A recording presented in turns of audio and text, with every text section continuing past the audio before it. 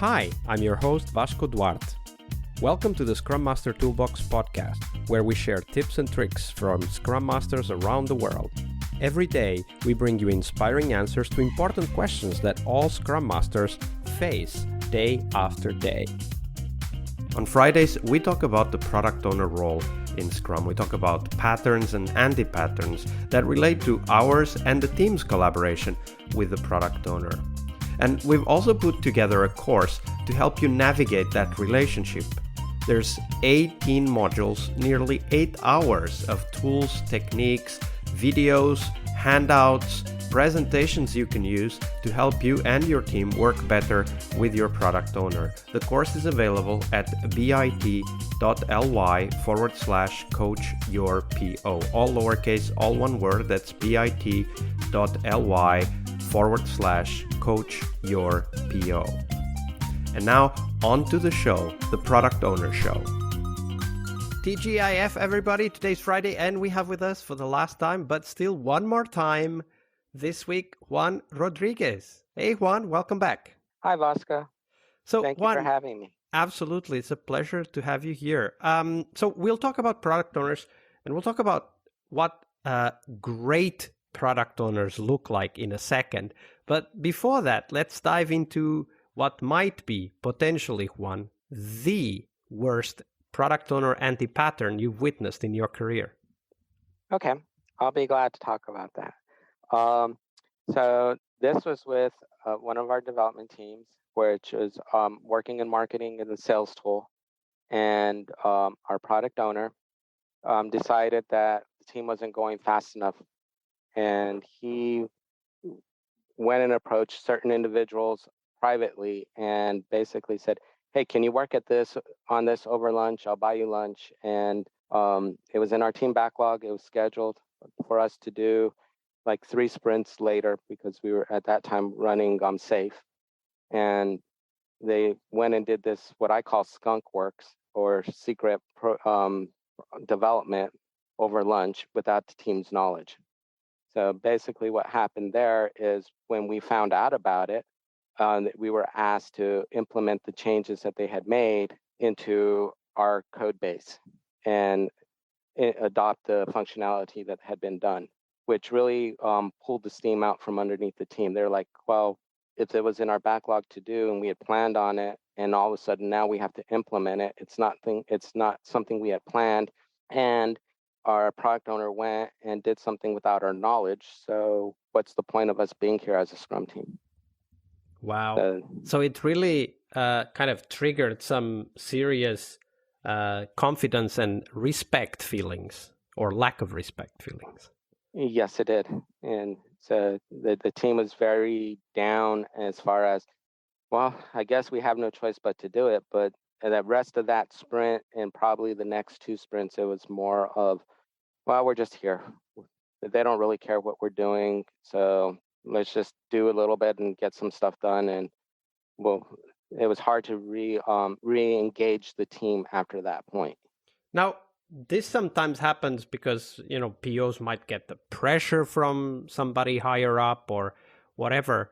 In this particular case, how did you tackle this with the product owner? So when I found out about it, I actually went and asked my management for advice.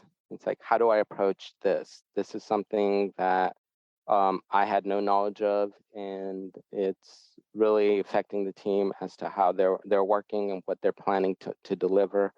And I really didn't have a very strong relationship with the PO. For whatever reason, we just didn't really mesh together very well. So that was part of my struggle with this.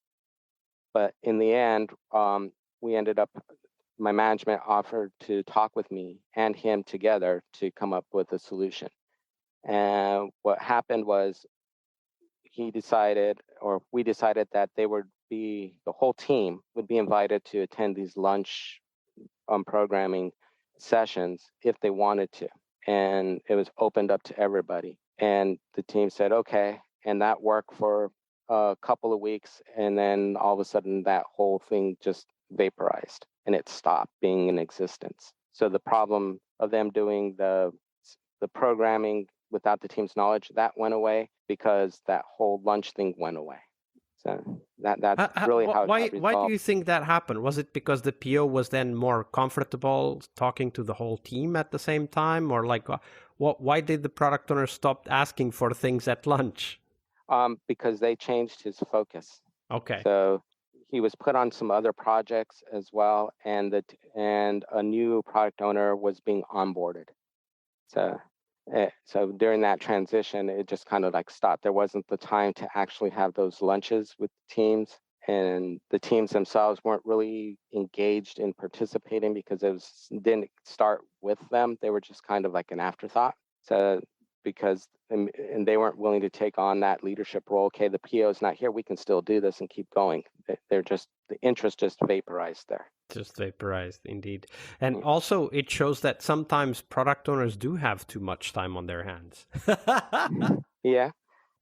That was a great story of how sometimes product owners create problems with the team. In this particular case, made the team feel a lack of respect for their work and their perspective. But of course, other times product owners are great contributors to the team and to the team spirit, and that's the story we want to hear next. Share with us what might have been potentially the best product owner you've ever worked with. Describe them for us. Okay, so this is continuing along the lines of the last story I said. So this product owner that came in was new to our organization and really didn't have a lot of product backlog knowledge as to what we were trying to achieve.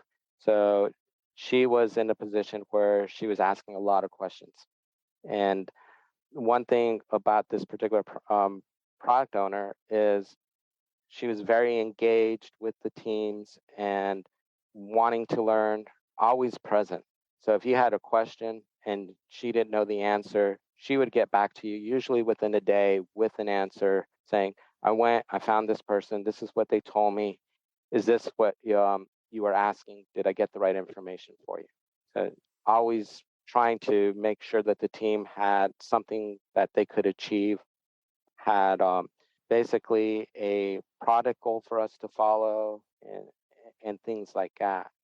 The book I recommended, Fish, she exemplified the 4 things on there, which were play, be there, make the day, and choose your attitude.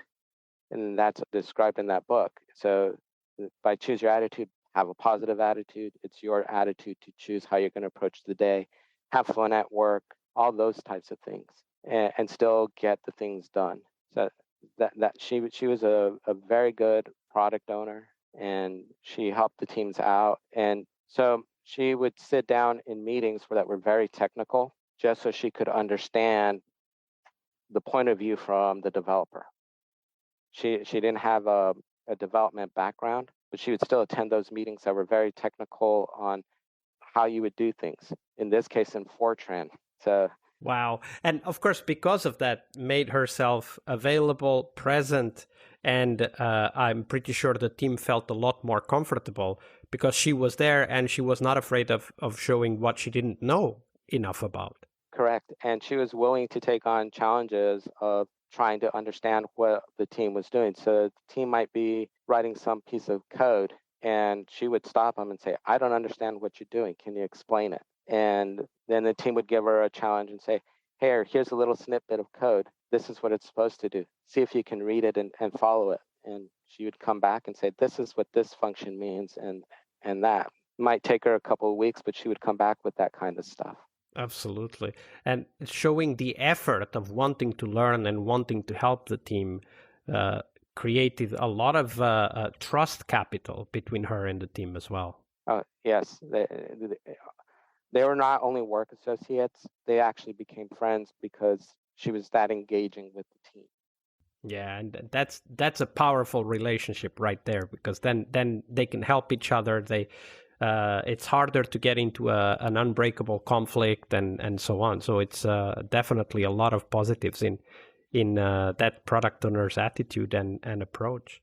Juan, unfortunately, we're getting close to the end. But before we do go, do share with us, where can people find out more about you and the work that you're doing? I have a LinkedIn account. Not very active on it, but if you do send me a message on there, I do reply. I'm not very active on social media in general. That's actually the best way to reach me. Absolutely. And we'll put the link on the show notes so that the rest of us can perhaps ask a few follow-up questions and some more examples from Juan. Juan, it's been a pleasure. Thank you very much for your generosity with your time and your knowledge. Thank you, Vasca. I've enjoyed it immensely. One more week of the Scrum Master Toolbox podcast is over, but there's a lot more we have to share. We have developed our own membership site where you find a community of active and engaged Scrum Masters. In this site, you get access to exclusive content and get to interact with us, your podcast hosts, as well as the best Scrum Masters in the world. Join us at scrummastertoolbox.com/podcast and keep this podcast free of advertising. See you next week for one more week full of Scrum Master tips and tricks. We really hope you liked our show. And if you did, why not rate this podcast on Stitcher or iTunes? Share this podcast and let other Scrum Masters know about this valuable resource for their work. Remember that sharing is caring.